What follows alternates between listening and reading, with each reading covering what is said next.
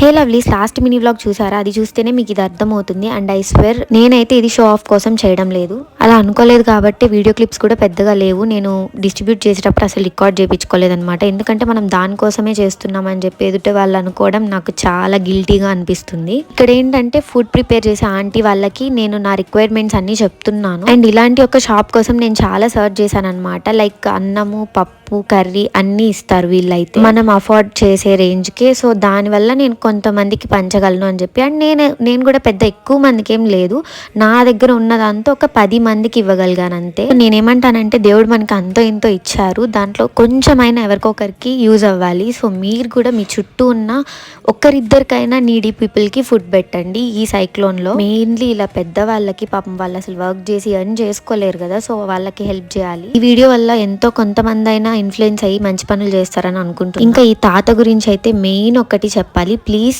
Next వీడియోలో చూడండి. ఇక్కడ టైం సరిపోక అక్కడ చెప్తున్నాను.